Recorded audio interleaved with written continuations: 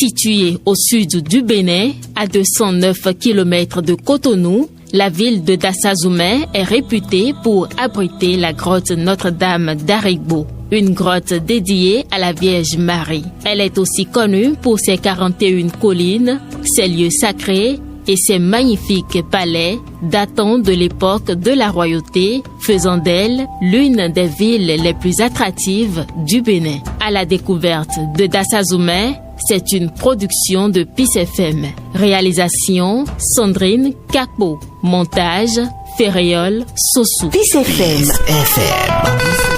La radio de la modernité.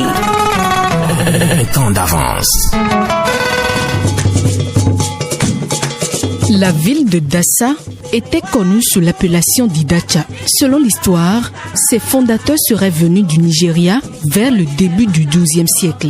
La ville aurait été fondée par des migrants de diverses origines juste après l'effondrement de l'empire d'Oyo. Ces derniers, menés par le prince Oladegbo, s'installaient sous les pieds des collines de la cité afin de rejoindre les premiers Yoruba, un peuple déjà présent sur les lieux bien avant notre ère. Depuis lors, les deux tribus fondaient le royaume d'Igbo-Idacha, un royaume dont le prince lui-même était souverain. Selon les traditions d'Omodjabou, ils ont quitté Egba au Nigeria, quoi. Ouais, les Omodjabou, originairement, ils ont quitté Egba au Nigeria. Entre-temps, il y a un roi qui s'est énervé, il est parti compte tenu des reines, des problèmes qui sont parmi ses frères, quoi.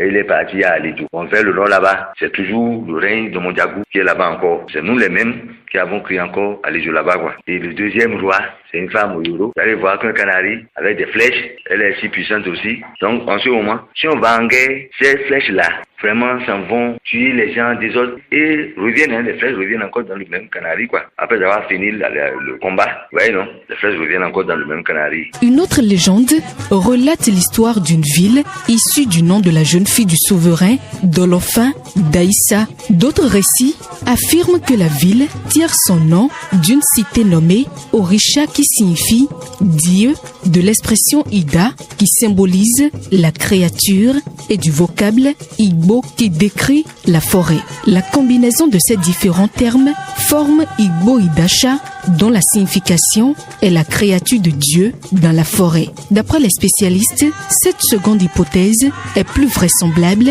car elle est rattachée directement au dialecte et à la croyance de ces peuples autochtones. Sur la question de l'origine de Dassazoumé, les histoires relatées sont diverses. C'est à la suite d'un petit problème entre les princes d'Egba que le grand frère qui devait succéder à son père a été envoyé, truqué, c'est un truc truqué d'abord, et puis il s'est énervé et il a dit bon que au lieu de rester sous son petit frère, qu'il préfère partir fonder son propre royaume ailleurs. C'est ainsi qu'ils sont partis d'Egba. Et d'Egba, ils sont arrivés, de toute façon ce qui est certain, ils sont arrivés ici, qui n'avaient pas un nom pur. Ils ont créé, c'est le premier roi, s'appelle Olofi Kofi Chere. Olofi Kofi Chere. Olofi Kofi Chere veut dire celui qui inhale Chaba, comme le comme ça, ne peut jamais inhaler le piment. Donc c'est ça qu'il appelle Yagou Olofi Kofi Chere. Ils sont arrivés vers le nord, et de nord, ils sont arrivés à là où se trouve aujourd'hui la léproserie, et c'était pratiquement le premier village qui a un nom.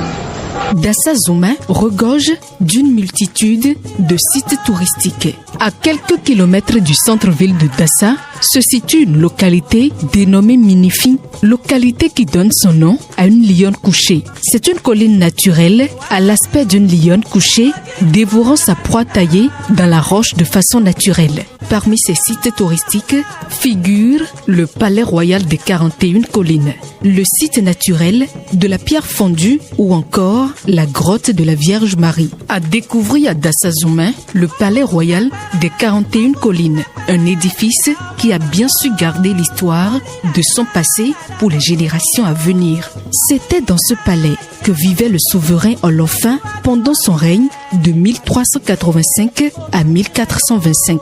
Il a fait construire cette somptueuse résidence afin de matérialiser le siège du pouvoir de la dynastie des Diagons, les branches royales de Dassa. Avant l'arrivée des colons français, en 1894, le trône connaissait toutefois 23 monarques, parmi lesquels il y avait 2 reines, dont Diagon Oyoro et Diagon Alamon. Autre site à découvrir à Dassazoma, c'est bien sûr la grotte Notre-Dame d'Aribo. Cet endroit qui ressemble étrangement au site de Notre-Dame de Lourdes a été choisi pour la dévotion à la Vierge Marie et pour soulager les peines des nombreux pèlerins qui ne peuvent pas se rendre chaque année à Londres. Dès lors, l'endroit est devenu un sanctuaire marial. Chaque année, à mi-août, un pèlerinage est organisé au pied de la grotte. Un événement accueillant de nombreux pèlerins d'Afrique et du reste du monde. Aujourd'hui, on sait que le royaume de Idacha est fondé sur l'ancienne terre de Ifita.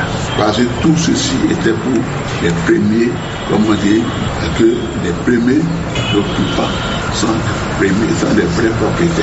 Et ce sont les Ifita. Bon, lorsque Adolphine est arrivé, puis il a créé Ekpo, avant son arrivée, il y avait déjà des Djéhou qui étaient sur la montagne Aribo. C'est ça aujourd'hui où se trouve la Sainte Vierge d'Aribo.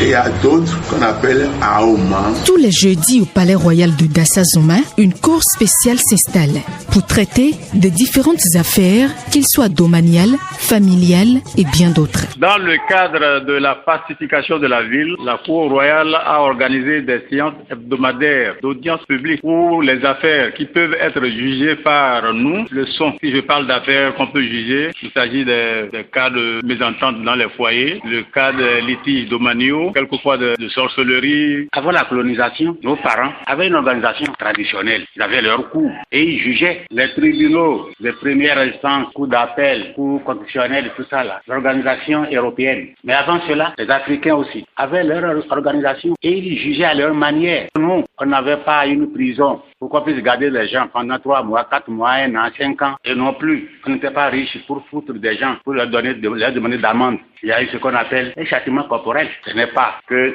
tout le temps, la Cour aujourd'hui utilise le châtiment corporel, mais il fait ce qu'on appelle la cérémonie traditionnelle. C'est la différence. Lorsque vous allez dans les tribunaux, vous n'aurez pas de chicotte. Mais lorsque vous arrivez au palais, même à Abomey, même à Parakou, vous aurez toujours des signes de chicotte. C'est ce qu'on appelle la selsa, c'est la tradition. À la création du royaume de Dassazoma, de nombreuses guerres ont eu lieu. D'autres royaumes ont tenté, tous vous le savez, il y a un seul royaume au Bénin qui faisait des guerres. Abomey.